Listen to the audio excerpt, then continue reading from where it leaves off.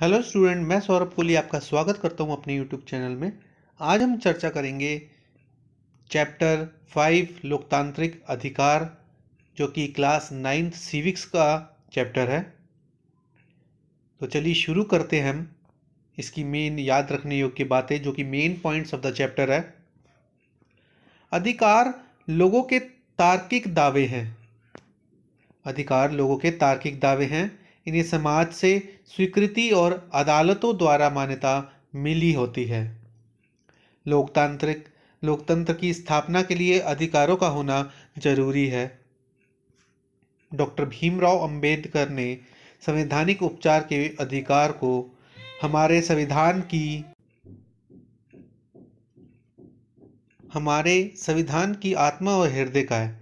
ध्यान रहे, डॉक्टर भीमराव अंबेडकर ने संवैधानिक उपचार के अधिकार को हमारे संविधान की आत्मा और हृदय का है। भारत सरकार ने 1993 में मानवाधिकार आयोग गठित किया। 14 राज्यों में राज्य मानवाधिकार आयोग है। 6 से 14 वर्ष तक के सभी बच्चों को मुफ्त और अनिवार्य शिक्षा दिलाना सरकार की जिम्मेदारी है। अब बात करेंगे हम भारत के संविधान में मौलिक अधिकारों की। सबसे पहले है समता का अधिकार, यानी कि समानता का अधिकार।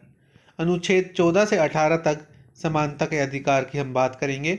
तो सबसे पहले अनुच्छेद 14 में विधि के समक्ष समानता। विधि यानी कि कानून के समक्ष सभी समान हैं। धर्म, जाति, लिंग के आधार पर कोई भेदभाव नहीं किया जाएगा। अनुच्छेद 15 धर्म, मूल, वंश, जाति, लिंग या जन्म स्थान के आधार पर विभेद का प्रतिषेध यानी कि मना करता है कि किसी भी धर्म, जाति, लिंग या जन्म स्थान के आधार पर समानता में कोई भेदभाव नहीं किया जाएगा। अनुच्छेद 16 कहता है कि लोक नियोजन के विषय में अवसर की समानता। लोक नियोजन जिसमें सभी का भला हो। लोक नियोजन अर्थात लोगों के लिए जो होने वाले कार्य, उसमें उस विषय में सबको समानता दी जाएगी। अनुच्छेद 17 कहता है अस्पृश्यता का अंत। अनुच्छेद 17 अस्पृश्यता अर्थात छुआछूत, उसका अंत। अनुच्छेद 18 उपाधियों का अंत। टाइटल होता था पहले, अंग्रेज लोग देते थे, उन उपाधियों का अंत किया गया। अगला है स्वतंत्रता का अधिकार, अनुच्छेद 19 से 22 तक। अनुच्छेद 19 वाक स्वतंत्र आदि कुछ अधिकारों का संरक्षण। बोलने से संबंधित कुछ अधिकारों का संरक्षण। अनुच्छेद 20 अपराधों के लिए दोष सिद्धि के संबंध में संरक्षण। अनुच्छेद 21 प्राण और दैहिक स्वतंत्रता का संरक्षण। अनुच्छेद 21 का शिक्षा का अधिकार, ये बहुत बार शॉर्ट पॉइंट्स में भी पूछ लिया गया है, तो ये इंपॉर्टेंट है। अनुच्छेद 21 का शिक्षा का अधिकार। अनुच्छेद 22 कुछ दशाओं में गिरफ्तारी और निरोध से संरक्षण। ध्यान रहे ये सभी पॉइंट्स। आगे है शोषण के विरुद्ध अधिकार। अनुच्छेद 23 मानव के दुर्व्यवहार और बलात् श्रम का प्रतिषेध, यानी कि बलात् श्रम वो होता है जबरदस्ती मजदूरी, बेगारी करवाना। मानव के दुर्व्यापार, मानव के व्यापार पर रोक, मानव अंग तस्करी पर रोक और जबरदस्ती बलात् श्रम पर भी रोक। अनुच्छेद 24 कारखानों आदि में बालकों के नियोजन का प्रतिषेध। छोटे बच्चों का कारखानों, फैक्ट्रियों में काम करने पर रोक। धर्म की स्वतंत्रता का अधिकार। अनुच्छेद 25 अंतकरण और धर्म की आबाद रूप से मानने, आचरण करने और प्रचार करने की स्वतंत्रता। धार्मिक कार्यों के प्रबंध की स्वतंत्रता। अनुच्छेद 27 किसी विशिष्ट धर्म की अभिवृद्धि के लिए करों के संदाय के बारे में स्वतंत्रता। अर्थात किसी विशिष्ट धर्म की अभिवृद्धि, आगे किसी धर्म को आगे बढ़ाने के लिए करों में, टैक्स में छूट की बात की गई है अनुच्छेद 27 में। अनुच्छेद 28 कुछ शिक्षा संस्थाओं में धार्मिक शिक्षा या धार्मिक उपासना में उपस्थित होने की बारे में स्वतंत्रता। संस्कृति और शिक्षा संबंधी अधिकार। अनुच्छेद 29 अल्पसंख्यक वर्गों के हितों का संरक्षण। अल्पसंख्यक कौन होते हैं? जो संख्या में कम हो, उनके हितों का वर्गों का संरक्षण। अनुच्छेद 30 शिक्षा संस्थाओं की स्थापना और प्रशासन करने का अल्पसंख्यक वर्गों का अधिकार। अब हम इस चार्ट के माध्यम से देखेंगे कि दक्षिण अफ्रीका के संविधान में नागरिकों को प्राप्त नए अधिकार। दक्षिण अफ्रीका के संविधान में नागरिकों को क्या प्राप्त हुआ है? निजता का अधिकार, पर्यावरण का अधिकार, पर्याप्त आवास पाने का अधिकार, स्वास्थ्य सेवाओं, पर्याप्त भोजन और उन तक पहुंच का अधिकार। अब बात करें भारत के नागरिकों को प्राप्त मौलिक अधिकार कौन कौन से हैं? समानता का अधिकार, स्वतंत्रता का अधिकार, धार्मिक स्वतंत्रता का अधिकार, शैक्षणिक व सांस्कृतिक अधिकार, शोषण के विरुद्ध अधिकार, संवैधानिक उपचारों का अधिकार। अब हम इस पाठ के आधार पर एक एक अंकों वाले प्रश्नों की बात करेंगे। अधिकार शब्द का क्या अर्थ है? अधिकार लोगों के तार्किक दावे हैं। इन्हें समाज से स्वीकृति और अदालतों से मान्यता मिली होती है। ध्यान रहे, अधिकार लोगों के तार्किक दावे हैं। इन्हें समाज से स्वीकृति और अदालतों से मान्यता मिली होती है। धर्मनिरपेक्ष शासन से क्या तात्पर्य है? धर्मनिरपेक्ष शासन से क्या तात्पर्य है? सरकार किसी धर्म को आधिकारिक धर्म की मान्यता नहीं देती। अर्थात भारत में बहुत से धर्म हैं, लेकिन किसी भी एक धर्म को सरकारी मान्यता नहीं दी गई है। इसलिए भारत एक धर्मनिरपेक्ष राज्य है। समानता के अधिकार से आप क्या समझते हैं? समानता के अधिकार से आप क्या समझते हैं? ध्यान देने वाली बात है, धर्म, मूल वंश, जाति, लिंग या जन्म स्थान के आधार पर किसी से भेदभाव ना करना। धर्म, मूल वंश, जाति, लिंग या जन्म स्थान के आधार पर किसी से भेदभाव ना करना। शिक्षा के अधिकार से क्या अभिप्राय है? शिक्षा के अधिकार से क्या अभिप्राय है? तो शिक्षा का अधिकार 6 से 14 साल तक के सभी बच्चों को मुफ्त और अनिवार्य शिक्षा प्रदान करना सरकार का उत्तरदायित्व है। यही शिक्षा का अधिकार है। अब देखें, निम्नलिखित में से कौन सी बात छुआछूत की विशेषता नहीं है? दलितों को मंदिर में प्रवेश ना करने देना, दलितों को सार्वजनिक होटलों में खाने ना देना, दलितों में से वैवाहिक संबंध स्थापित ना करना, किसी दलित के स्पर्श से परहेज ना करना। तो पॉइंट नंबर 4 घ, किसी दलित के स्पर्श से परहेज ना करना, निम्नलिखित में से छुआछूत की विशेषता नहीं है। छठा पॉइंट, नागरिकों के मौलिक अधिकारों की रक्षा कौन करता है? नागरिक स्वयं करते हैं, गृह मंत्रालय करता है, रक्षा मंत्रालय या न्यायालय? तो नागरिकों के मौलिक अधिकारों की रक्षा न्यायालय करता है। सूचना का अधिकार क्या है? सरकार को कोई सूचना देने का अधिकार, सरकारी दफ्तरों से सूचना पाने का अधिकार, निजी दफ्तरों को कोई सूचना देने का अधिकार, निजी दफ्तरों से सूचना पाने का अधिकार। तो इसका उत्तर है सरकारी दफ्तरों से सूचना पाने का अधिकार। वह कौन सा देश है जहां अगर कोई व्यक्ति या उस पर आश्रित व्यक्ति अपने आप को पाल नहीं सकता तो सरकार उसको आर्थिक सहायता देती है? मिस्र, पाकिस्तान, डेनमार्क या स्पेन? तो उत्तर है डेनमार्क। मानव अधिकार दिवस कब मनाया जाता है? 19 अक्टूबर, 26 जनवरी, 15 अगस्त या 10 दिसंबर? मानव अधिकार दिवस 10 दिसंबर को मनाया जाता है। अब हमारे सामने निम्नलिखित मिलान करने हैं। अपने धर्म का प्रचार करने की स्वतंत्रता हमें कहां से मिलती है? समानता के अधिकार से। छुआछूत की समाप्ति?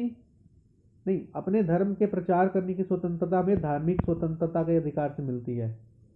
छुआछूत की समाप्ति समानता के अधिकार में दिया गया है। बेगार पर प्रतिबंध शोषण के विरुद्ध का अधिकार है। अपनी भाषा और संस्कृति बचाने का अधिकार सांस्कृतिक और शैक्षणिक अधिकार है। मौलिक अधिकारों के उल्लंघन होने पर अदालत से अधिकारों की मांग संवैधानिक उपचार का अधिकार है। और देश में कहीं भी आने जाने की आज़ादी स्वतंत्रता का अधिकार है। तो ये इस प्रकार मिलान है। अब लघु 3 से 5 अंक वाले प्रश्न। भारत में हर नागरिक को कौन से मौलिक अधिकार हासिल हैं? भारत में हर नागरिक को हासिल मौलिक अधिकार हैं समानता का अधिकार, स्वतंत्रता का अधिकार, धार्मिक स्वतंत्रता का अधिकार, शैक्षणिक व सांस्कृतिक अधिकार, शोषण के खिलाफ अधिकार, संवैधानिक उपचारों का अधिकार। ये मौलिक अधिकार हासिल हैं। समानता के अधिकार को स्पष्ट कीजिए। तो समानता के अधिकार में सरकार किसी से भी उसके धर्म, जाति, समुदाय, लिंग और जन्म स्थान के आधार पर भेदभाव नहीं कर सकती। दुकान, होटल और सिनेमा घरों जैसे सार्वजनिक स्थलों में से किसी के प्रवेश को रोका नहीं जा सकता। सरकारी में किसी पद पर नियुक्ति के मामले में भी सभी नागरिकों के लिए अवसर की समानता होगी। किसी व्यक्ति का दर्जा या पद चाहे जो भी हो, सब पर कानून समान रूप से कार्य करेगा। कोई भी व्यक्ति कानूनी रूप से अपने पद या जन्म के आधार पर विशेष अधिकार का दावा नहीं कर सकता। स्वतंत्रता के अधिकार के अंतर्गत कौन कौन सी स्वतंत्रताएं आती हैं? स्वतंत्रता के अधिकार के अंतर्गत स्वतंत्रताएं: अभिव्यक्ति की स्वतंत्रता, शांतिपूर्ण ढंग से जमा होने की स्वतंत्रता, देश में कहीं भी आने जाने की स्वतंत्रता, देश के किसी भी भूभाग में रहने बसने की स्वतंत्रता, कोई भी काम करने, धंधा करने या पेशा करने की स्वतंत्रता। ये सभी स्वतंत्रता हासिल है। 5वां प्रश्न है, चौथा प्रश्न, शोषण के खिलाफ अधिकार का वर्णन कीजिए। शोषण के खिलाफ अधिकार। शोषण के खिलाफ अधिकार में संविधान मनुष्य जाति के अवैध व्यापार को मना करता है। संविधान किसी किस्म के बेकार या जबरन काम लेने को मना करता है। संविधान बाल मजदूरी को मना करता है। धार्मिक स्वतंत्रता के अधिकार का संक्षिप्त वर्णन कीजिए। धार्मिक स्वतंत्रता का अधिकार: हर किसी को अपना धर्म मानने, उस पर आचरण करने और उसका प्रचार करने का अधिकार। हर धार्मिक समूह को अपने धार्मिक कामकाज के प्रबंधन की आज़ादी है।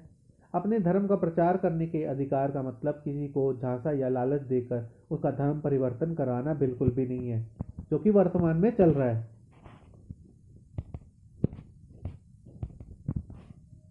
सांस्कृतिक और शैक्षणिक अधिकार को स्पष्ट कीजिए। सांस्कृतिक और शैक्षणिक अधिकार: नागरिकों में विशिष्ट भाषा या संस्कृति वाले किसी भी समूह को अपनी भाषा और संस्कृति बचाने का अधिकार है। किसी भी सरकारी या सरकारी अनुदान पाने वाले शैक्षणिक संस्थान में किसी नागरिक को धर्म या भाषा के आधार पर दाखिला लेने से रोका नहीं जा सकता। सभी अल्पसंख्यकों को अपनी पसंद का शैक्षणिक संस्थान स्थापित करने और चलाने का अधिकार है।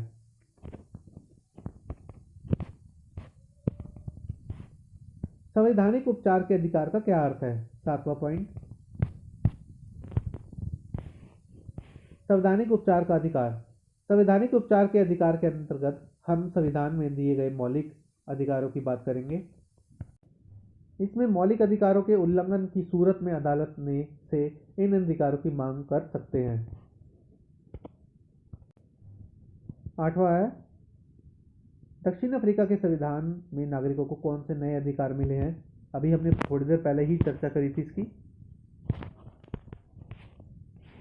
दक्षिण अफ्रीका के संविधान में नागरिकों को मिले नए अधिकार है: निजता का अधिकार, पर्यावरण का अधिकार, पर्याप्त आवास पाने का अधिकार, स्वास्थ्य सेवाओं, पर्याप्त भोजन और उन तक पहुंच का अधिकार।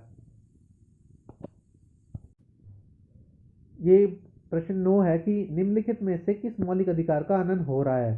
14 साल से कम उम्र के बच्चों से कारखाने में काम करवाना, रमेश के गांव में लोगों को वोट देने से रोकना, राहुल के गांव में लोगों को वोट देने से रोकना, बिहार से मुंबई गए वरुण को वहां पर घर बनाने से रोकना, तमिलनाडु के एक गांव में एक महिला का गांव के तालाब से पानी भरने से रोकना।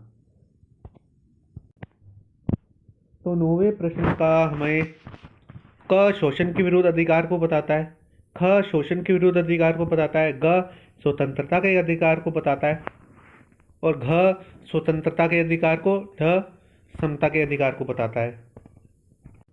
लास्ट प्रश्न है, भारत के संविधान में मौलिक अधिकार को किस तरह से सुरक्षित किया गया है अथवा न्यायपालिका मौलिक अधिकार को किस तरह से सुरक्षित करती है। संवैधानिक उपचारों के अधिकार के द्वारा हम मौलिक अधिकारों की रक्षा के लिए सीधे हाई कोर्ट या सुप्रीम कोर्ट जा सकते हैं।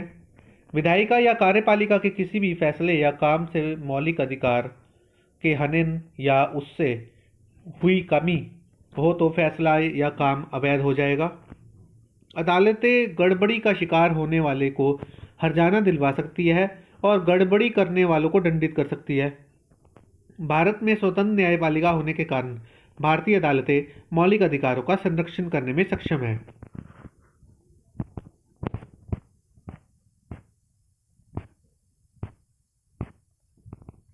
तो बच्चों, आज हमारा चैप्टर 5 लोकतांत्रिक अधिकार सिविक्स क्लास 9 का ये चैप्टर पूरा शॉर्ट में कंप्लीट होता है। आगे भी सभी प्रकार के chapter history, geography, civics, economics के साथ जुड़ने के लिए इस चैनल को लाइक, शेयर एंड सब्सक्राइब करना बिल्कुल ना भूलें और बेल आइकन को जरूर प्रेस करें ताकि सारी नोटिफिकेशन आप तक जरूर पहुंच सके। धन्यवाद।